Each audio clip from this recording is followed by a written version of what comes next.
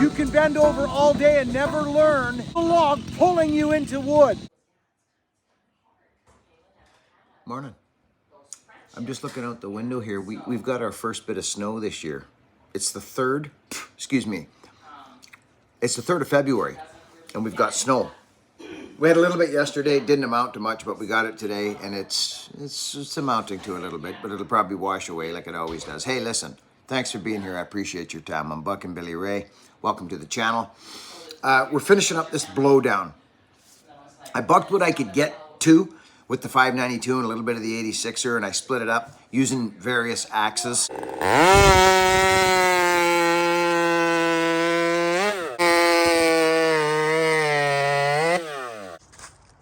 Isn't that very interesting to somebody? So I'm gonna pull this out now because it's going way off in the bushes. I'm gonna lock in the hubs and I'm gonna hang a block, maybe, I don't know, maybe over there somewhere, or maybe this cedar here, and pull this thing out of here. And friends, I split wood on the ground mainly. So I look for techniques that, and I prefer a sharp axe now. I never used to back in the day, but I do now. I like what a sharp axe, sharp bit affords me. It affords me to stand up more than having to bend down a lot. So I work an axe a little bit differently than most do. Hopefully you can pick up something and work it into your world if it works for you. So we're just going to continue bucking and splitting this log for root rot. I'll probably end up loading some up and taking it down to, you know, Brian or myself or my boy down on the water there at Papa's place. We'll see. It always gets used up, but and it's my gym, right? So I hope you enjoy. Keep an eye on how I'm splitting this stuff and the little tricks I'll do. I'll maybe do some voiceover, but I'm just glad you're here. Simple. Thanks for being here.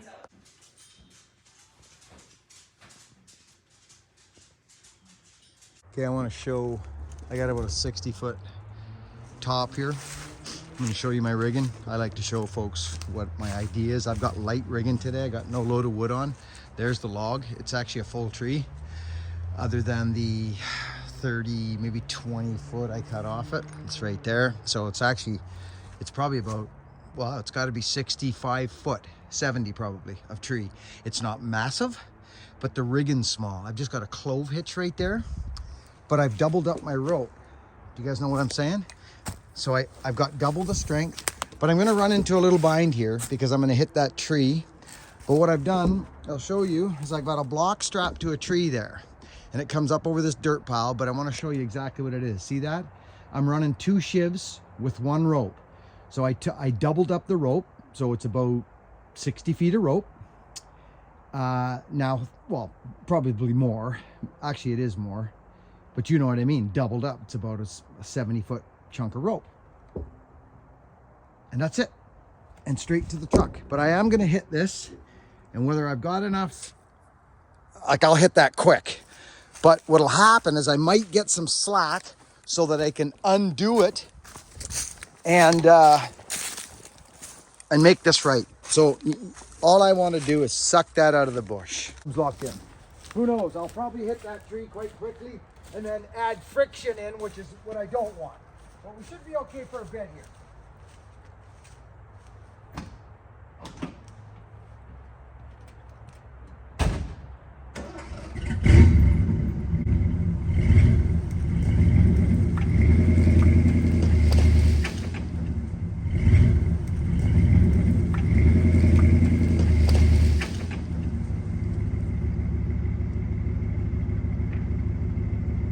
Okay, did I move that, friends? Did it move? So I don't even know if I moved it, friends, to be honest. I may not have. I'm gonna check and see if I got it. Let's see what we get.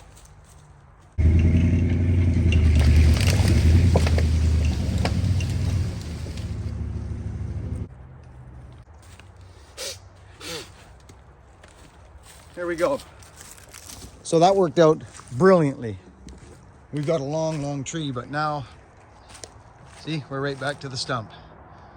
This is just brilliant. And I skidded my truck along the side of that tree on the way out, right there, but we're good. She's getting a new cab.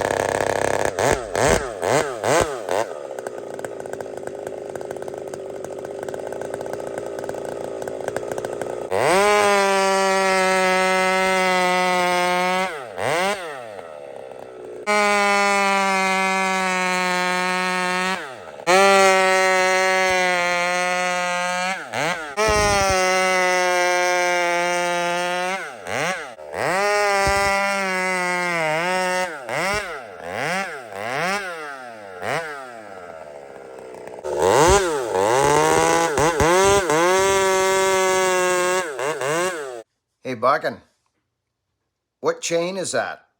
What sprocket is that? What saw is that? What bar length is that? Is that a full house, hand file, ground chain? What is it? I get it all the time.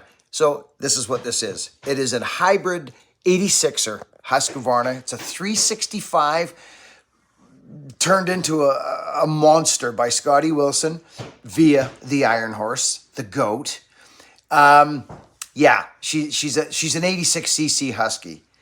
So it's like a 390 top end and all this other crazy stuff. But it's full house chain, ground chain off the Simonton grinder with a 32-inch bar and a pipe that I'm actually just testing. That's what this is. So these next few bucks, you'll notice, friends, I'm leaning on the saw. Like I'm doing some different things. And just to let you know what I'm doing here and what my frame of mind is, I lean on the saw here. You'll see me do it. I want to find out what the pipe is doing. So if I lean on a saw, that means the saw needs to rely on its torque to keep pulling the chain because I'm pulling on it, right? Chain speed is one thing, but torque is another. And if the muffler that you put on it or your pipe that you put on a saw is going against the saw, you will find out when you lean on it. And that's what I do here.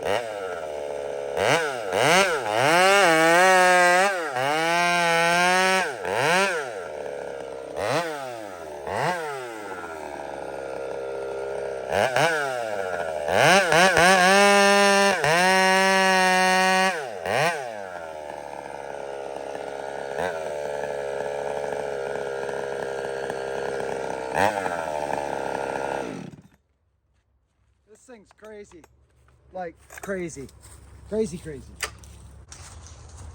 So I got some beautiful axes to swing, friends, and I'm just gonna start splitting firewood on the ground, and I'm gonna show you ways to save out your beautiful, beautiful axes that you love to swing and are afraid to swing because you're afraid to wreck the blades and break and scuff up your handles. Watch as I go. Just watch the technique. Some of this stuff may help you. I'm not trying to be a weirdo. I'm just trying to give you a few little tips and pointers that will help you save your edge and your handles. I am gonna grab the wood bullet, actually. It's the right, beautiful wood with the wood bullet. And that's just what I'm gonna do. Okay, let's go. Yeah, see this freaking axe. Okay, now once you get it to this and you're afraid to hit the dirt, I get it. Honestly, I get it. So now that you've got wood on the ground, split like this, you just, Fred, seriously, look, watch.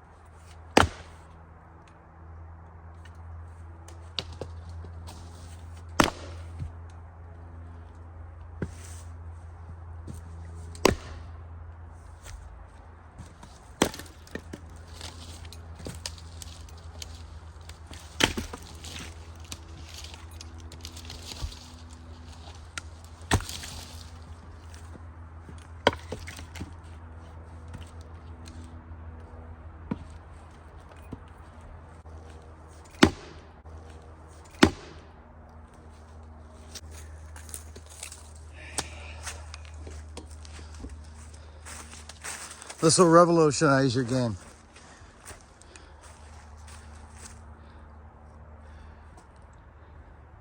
You picking me up? This is not easy, or pardon me, this is not hardwood to split. Are you picking up what I'm putting down, friends? So you just don't want to ruin your boots. Now the issue is your boots. You're gonna flick your toe, so you gotta learn how to kick wood around properly. But see what happened there? We're not going into the dirt. So you've got wood everywhere. So it's a movement that happens. This, I've already got this planned out what I'm gonna do. I'm gonna grab my axe. I could literally just go like this. I just hit it again. I can move the wood. I can go like that. I can kick this guy in here. Boom. See? So this smashing your axe up business, there's no need for it. Yay. Spaghetti time. We got noodles made from in Italy. Friends, listen, I'm just trying to cover some bases for you here because I get a lot of questions about this type of content. And this particular stuff is not maybe for a production guy who's smashing the dirt all day long and he's trying to get that load of wood into his truck and off to a customer. He can utilize some of this stuff in flow state, but this is for the guy who's, you know, you make all these beautiful axes and then you hang them on the shelf or stick them by the... Don't be afraid to use those beautiful axes that you make. There are techniques you can use. Like, believe me, I know what it's like to make a nice axe, but I use mine. And everybody's different, but don't be afraid to swing those nice axes. There are techniques you can use to use this beautiful tool that you just spent hours making in your shop and then sharpening up. Don't be afraid to swing them. I hope this helps somebody. And there's no need for you not to swing your glorious axes. There's the flick. There's the flick again. And if you got an axe that picks up wood, like say the wood bullet here, there's really no reason to bend down at all.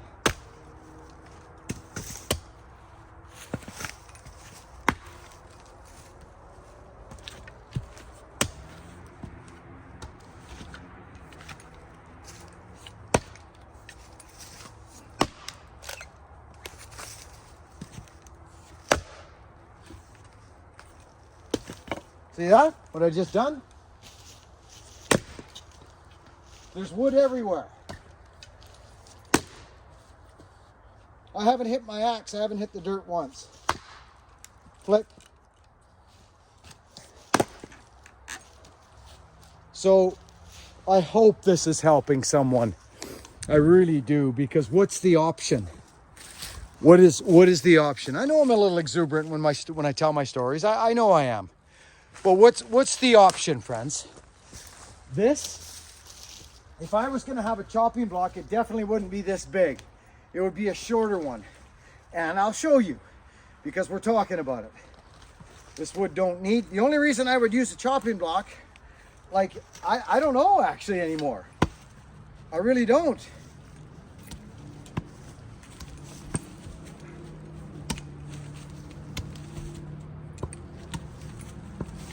But I'm gonna show you. This is more my chopping block style right here. This short one. So if I'm gonna use a chopping block, it's gonna be short so that when I finish my swing, I'm more down lower, so I'm collecting all my force. Not up here. I see guys splitting wood, they end up right here. I don't know if that's for filming purposes or what, but there's no need for it, right? This wood bullet, friends. So if you're using a chopping block, I don't see it anymore. But if you are, use a short one like this. About 8-10 inches is all you need. It's all you need.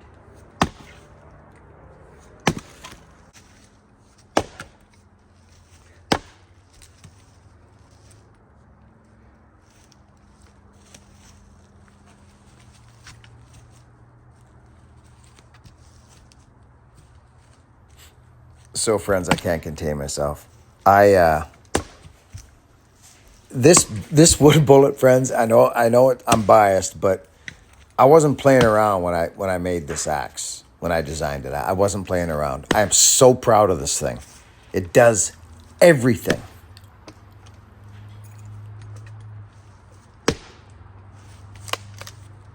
Lots of little bramble bushes here to trip you up. Remember to get down on your wood too. Bend your knees. You guys know what I'm saying by that? Like, bend your freaking knees.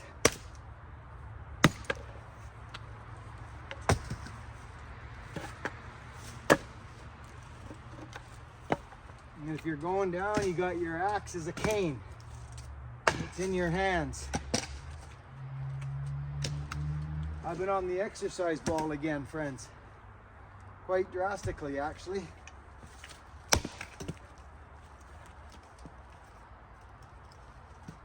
Once you learn the flick, it's game over.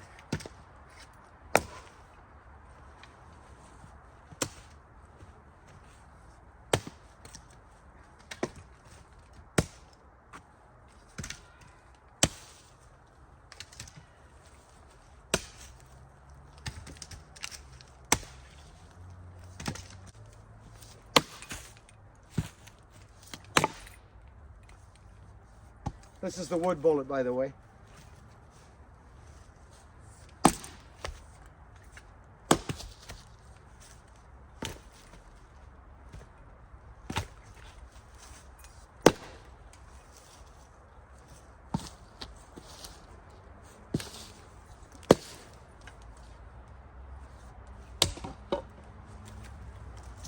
Easy wood to split. Hey, call me nuts. It's too late for that. I already know it. It's too late. You can call me nuts. I'm okay with it.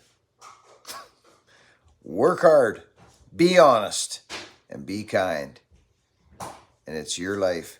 Do whatever the heck you want.